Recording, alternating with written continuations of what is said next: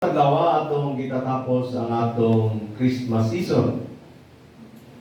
Unya sa pagsugod nato sa ordinaryo nga panahon, ato ni siyang sugdan sa pagbunyag sa atong Ginoo.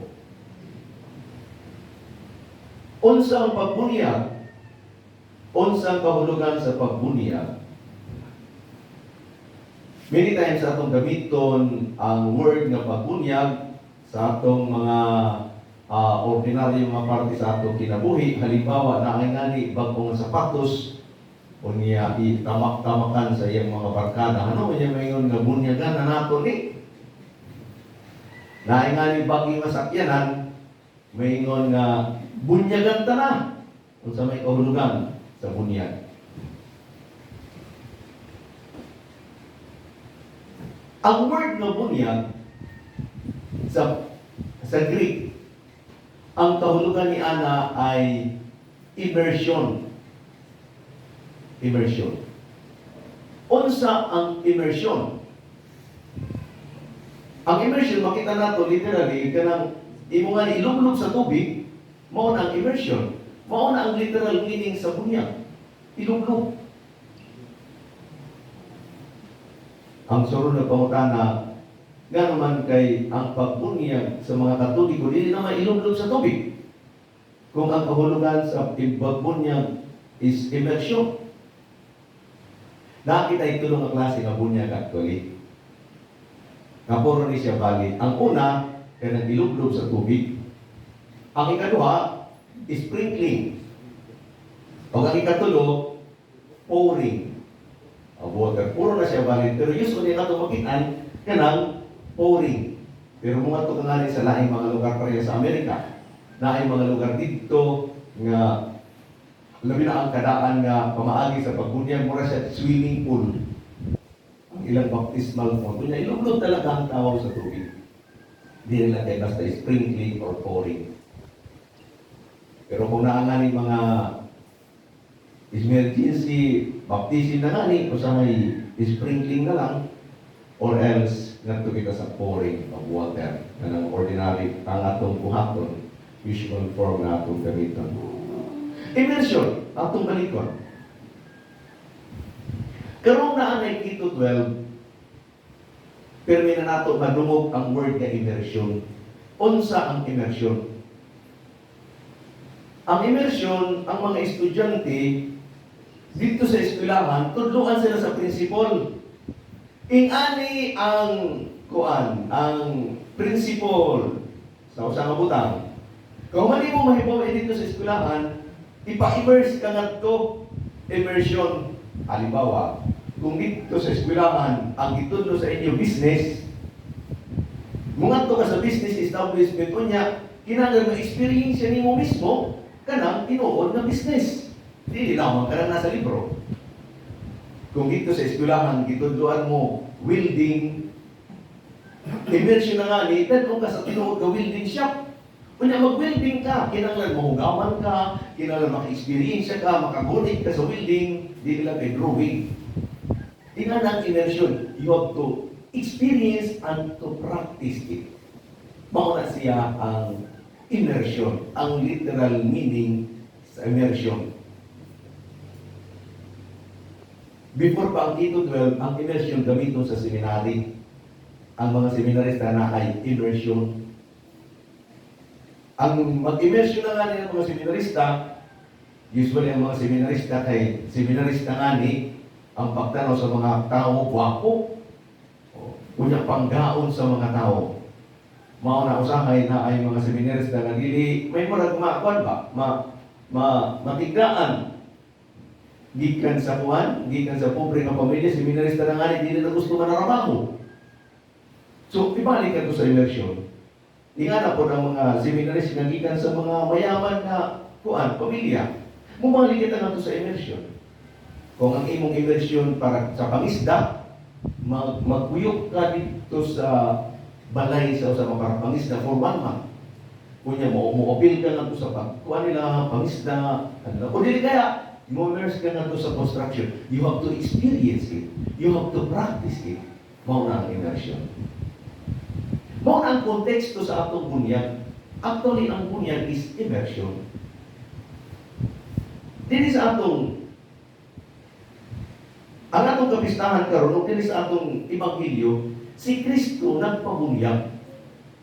Kinano kay nagpabunyag si Jesus? Nga nag-ingo ka nato sa atong doktrina, bunyagan ka nga ni naay duha nga epekto sa pagkabunyag sa pagbunyagi kanato. Una, malinis kita sa atong mga sala. Ikaduha, maging anak kita sa Dios. Pero kang Jesus, dili naman siya kinahanglan. Una, wala naman isala nga linisod diha ng Jesus. Ikaduha, anak man siya sa Dios. Pero ano kay si Kristo ni uban pagpabunyag dito pagkuwan. Tungod na kay si Kristo nag-immerse dili para maging anak sa Dios, pero nag-immerse siya kanato sa atong pagkatao.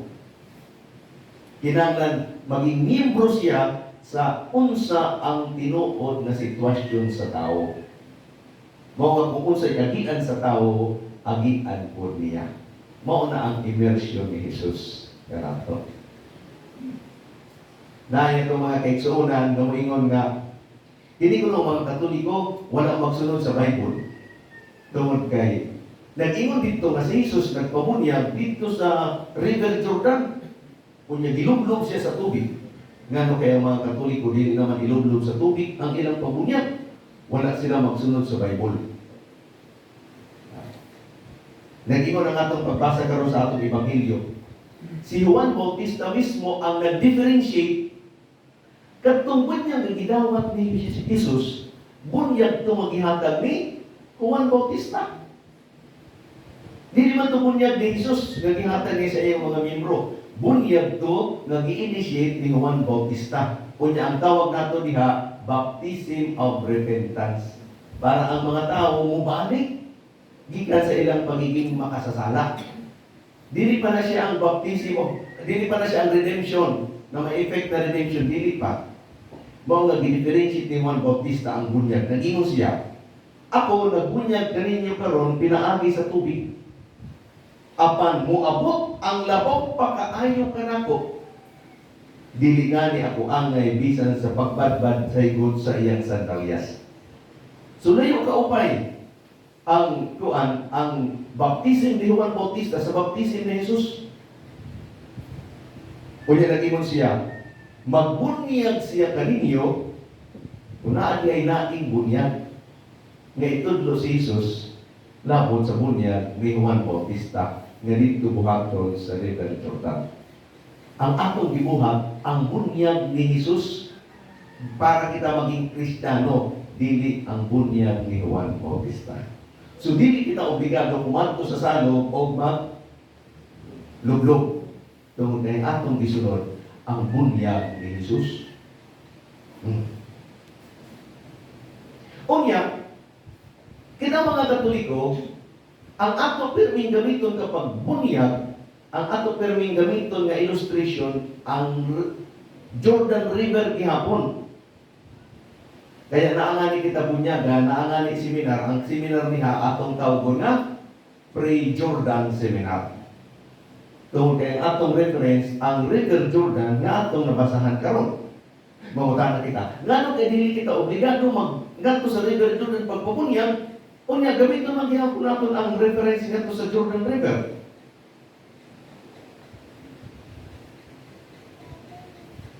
Dagan ang mga tao nga nakaabot na sa hulilan. O niya, mangutana nga, ikaw pa rin, nakaabot ka na sa hulilan, ay proud ako umayong kanila nga, wala pa. Mayroon sila, ay, swerte mi, kaya nakaabot namin dito, kanya, nakaabot namin sa River Jordan, kanya, dito sa River Jordan, nagpahunyag mi dito, gilublog mi dito sa tubig, kanya, swerte mi, kaya kung asa si Jesus gibunyagan, nakapan po dito, nakasuway po. Di naman ko maikot, kaya ako perming rason, kung nabunyagan ka rito sa River Jordan, pareha sa pagbunyag ni Jesus, ang akong pangutana, mas maayo ka na ba nga tao ikumpara sa uban? Naging mas malimpyo ka na ba ikumpara sa uban? O ikumpara sa dati nga imong kaugalingon? Nabag-uma ang imong kaugalingon. O basig wala man gihapon, wala ka kunyagi, naligo ka lang.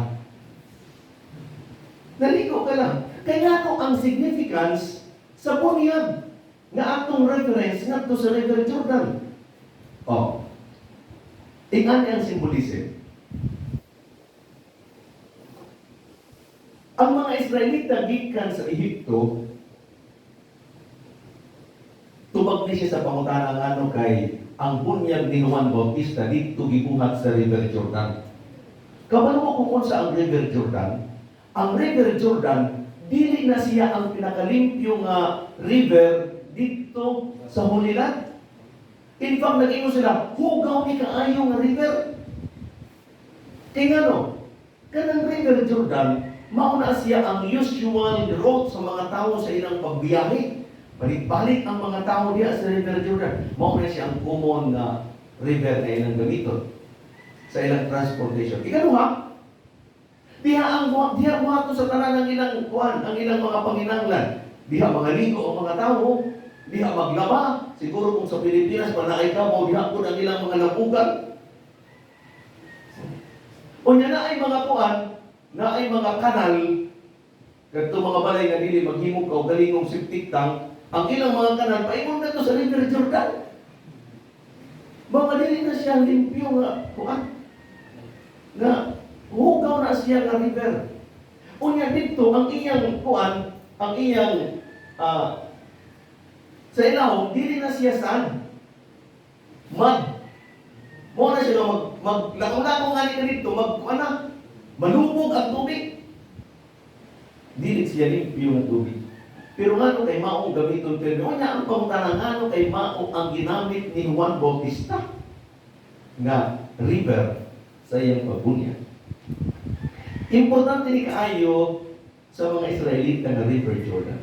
Una, tungod kay naa ang ilang kung sa pa, ang ilang kinabuhi magbalik-balik diha sa River Jordan. This is the usual life of the person, of an Israelite. Ikaduha, naa kita reference from Joshua.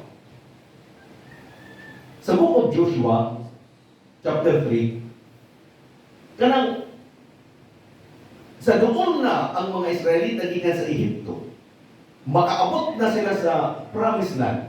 During this time, si Moses nabili na nga sa bukid, ang nag-lead na sa ilaha si Aaron, ganito na.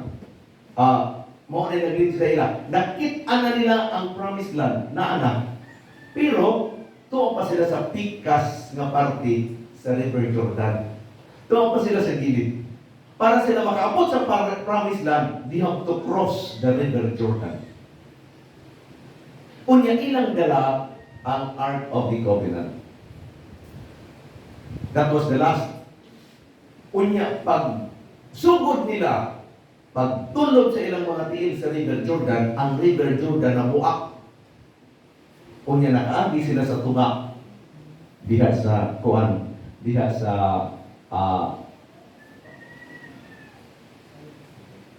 dry land. Dili na ito siya i-confuse dito sa dagat sa Red Sea. Nagipabukan ni Moises ang Red Sea. Dili ni siya ang pagbuka sa tubig sa atuan sa Old Testament, duha ka bisis. Ka Moses dito sa Red Sea o karon sa River Jordan. But this time, dala nila ang Ark of the Covenant. Di papahinumdum ka na to when we talk of the River Jordan, o kung malunggan sa mga Israelita ang River Jordan, pero may ilang mahinumduman nga in order for them to enter the Promised Land, they have to pass through the River Jordan. Sa atong mga Katoliko, tingala ko ng significance sa atong baptism. In order for us to enter the kingdom of God, we have to pass through baptism.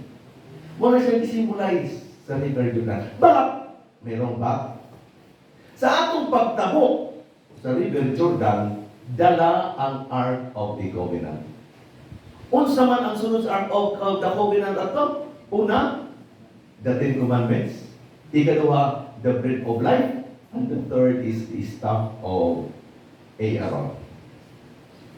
Unsa ang Ten Commandments? Ang mga kasubuan. Ang usa di ay nga binunyagan, kinahanglan magsunod sa balakod.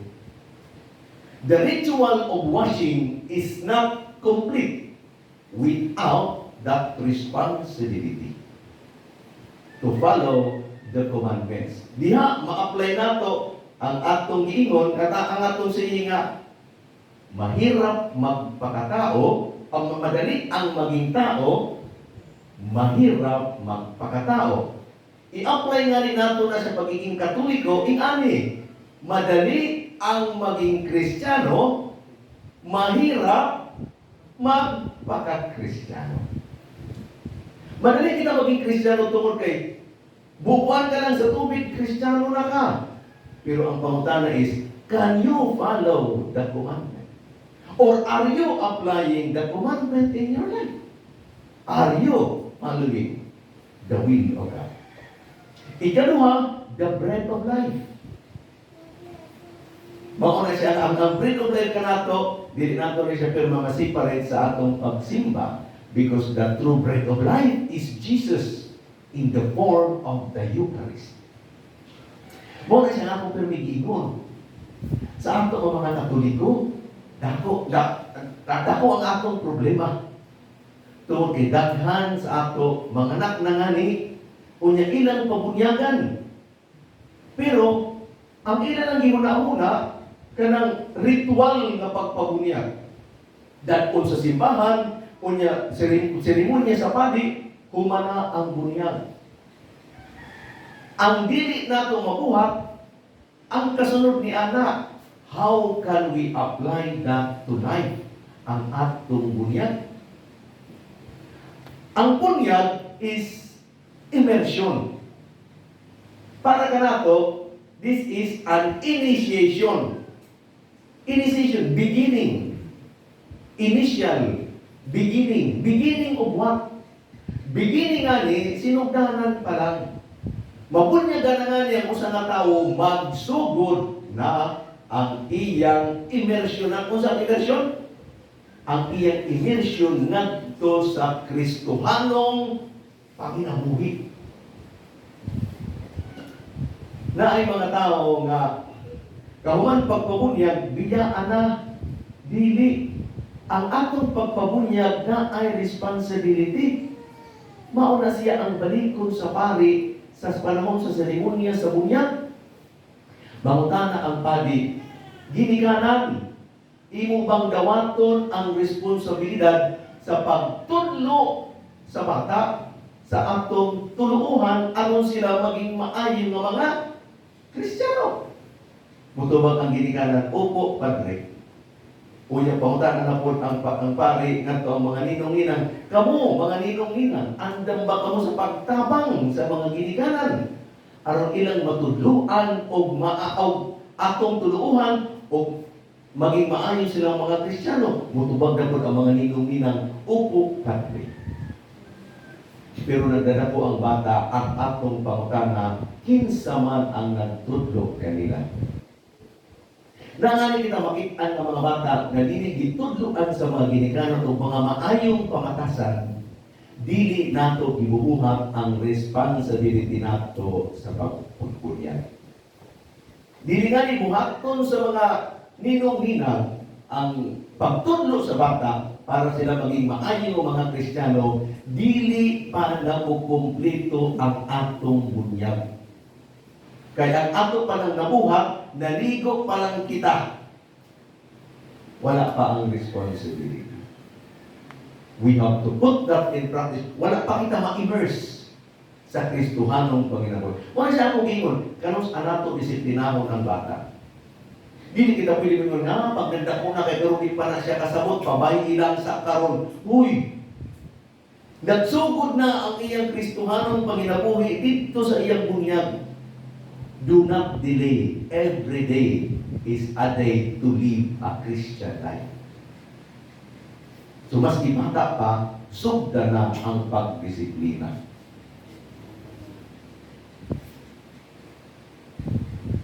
Na ay mga tao nga moingon, usahay magpinilusubok, maingon sila, kini nga mga Katoliko, dili ni sila magsunod sa sugo sa Dios. Tungkol kay sa Genesis, nag-ingon ko sa Genesis, go to the world and multiply. Kunya nga naman kaila magditan ang mga pare nga magminyo. Nga nag-ingon man dito ang Ginoo, go to the world and multiply. Nga ako daghan ang akong anak, ako yung nagsunod sa Dios.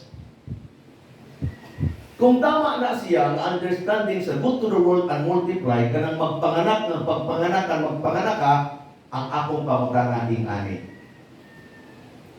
Ngano, kay niabot sa punto, na nagpaulan ang Diyos 40 days and 40 nights, unya iyang gipamatay ang mga tao sa kalibutan. Tungod kay daghan ang tao, pero wala mag-ila sa Diyos. Dili malipay ang Diyos. Unsay ingon sa go to the world and multiply, ngadto kamo sa kalibutan, magpadaghan kamo nga akong mga anak. Pero kung nagpadaghan ka, pero wala nimo tudloy og maayong pamatasan, dili malipay ang Dios. Mayingon na lang ang Ginoo na puy-puyan ang inyong angkan, kaya dili dapat padaghanon. Kaya ang gusto niya padaghanon ang mga anak sa Diyos. Mao na siya ng obligasyon sa pare, dili ang magpadaghan og anak, ang magpadaghan og anak sa Diyos. Kinahanglan sige ang iyang kumbinsi sa tao nga maging anak sa Diyos. Kanos aman kita maging anak sa Diyos, diha magsugod na siya sa atong bunyag. Mao na siya natawgon kita sa atong mga kaugalingon, born again. Born again kita. Kita ang tinuod na born again. Usahay na kita yung mga kaigsuunan, gagamiton ang Bible maingon, nag-ingon din sa Bible, if you cannot be born again, you cannot enter the kingdom of God. O, takawa. Dili ka nga ko na mag-born again, dili ka makasunod sa kingharian sa Diyos. O sa manangalan sa inyong simbahan, Katoliko, uy kami ang among simbahan, born again, o asa man ka matalwas, o dili sa among simbahan. Dili na maubutin nun. Tungkol kay ang born again, bago pa lang na siya nagitukod. Ang simbahang, ang Biblia dugay na. Ang voting no sa born again, kung atong na ipadayon ng pagbasa, may kundi na manayin na mo tanan ang Isus. Uy, kung sa man ang voting no sa born again, mubalik mi sa tiyan sa among inahan, ingon siya dili. Kinahanglan, mabag-o kamo sa inyong kinabuhi, diha sa tubig o sa espiritu. Mauni siya ang giingon ni Juan karon sa atong pagbasa. Ingon siya, na ay tao diha sa inyong butnga, nga labaw pa kaayo kanako, unya magbunyag siya kaninyo sa espiritu o sa kalayo. Mao na siya ang baptism ni Jesus. Unya sa pagbunyag kanato, mao na siya ang atong rebirth. We become born again. Mao na siya ang atong pagiging mga anak sa Dios. Kanang pizza, kung kanos akita ni gawas tatiyan sa atong inahan, mauna siya ang atong first birth bilang mga tao, bilang mga anak ni Adan. Pero katong atong bunyag, ang adlaw maging bunyagan kita, mauna siya ang atong rebirth bilang mga igsuon ni Jesus. We become children of God. We pass through the river Jordan para makaabot kita ngadto sa promised land. Another significance of the river Jordan sa Old Testament is the situation of Naaman, the prophet, the Syrian. Si Naaman, kung saan siya nga taga-Syria, general ni siya sa sundalo. Unya, natakdan siya leprosy. Sa ilang panahon, naakangani leprosy, you are considered living dead. Tungod kay walay tambal ang leprosy, unya maghuwat na lang ka sa imong kamatayon.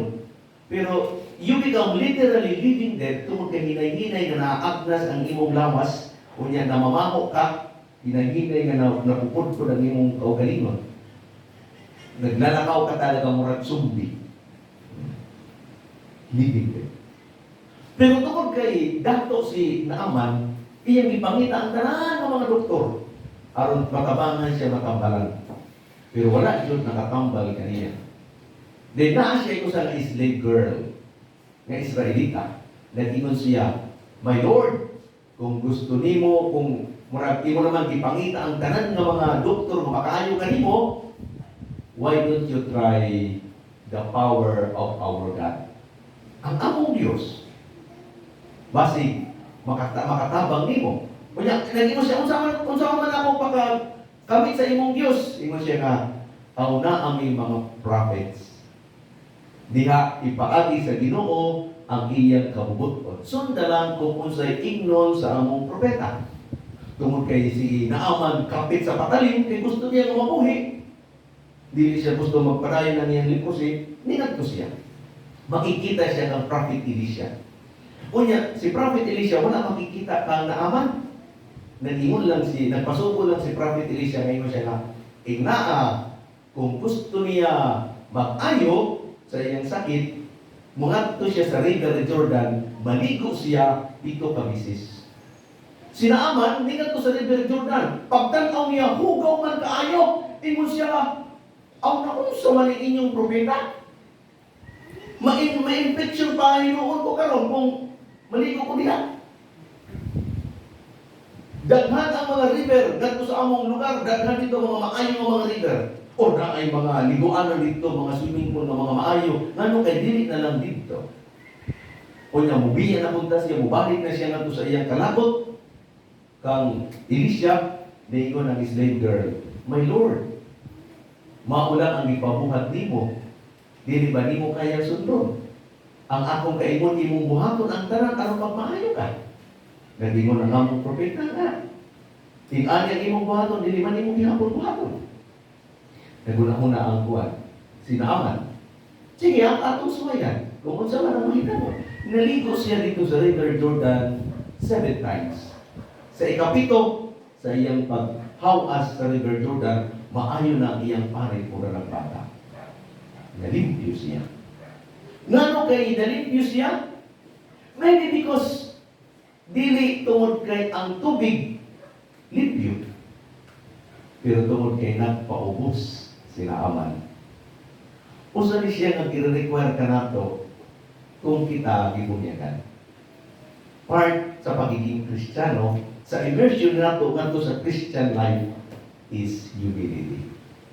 Pagpaubos.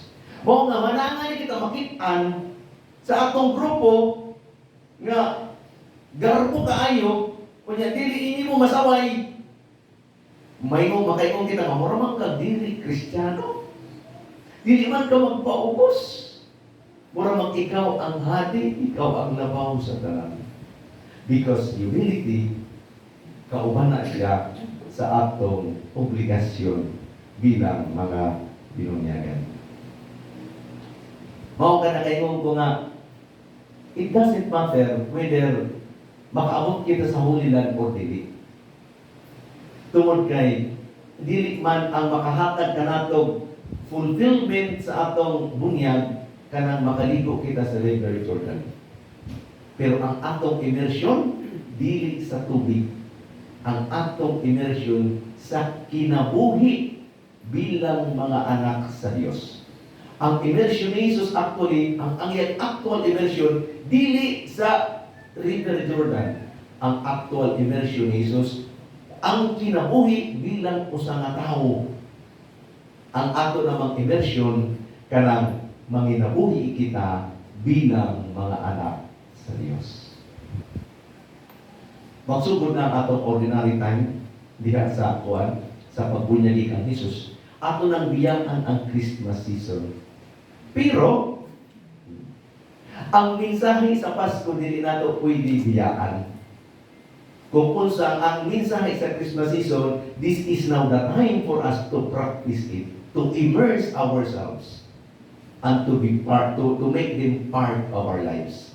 Kanang sharing, kanang giving, kanang loving, kanang forgiving, kinahanglan atong praktison sa adlaw-adlaw natong panginabuhi.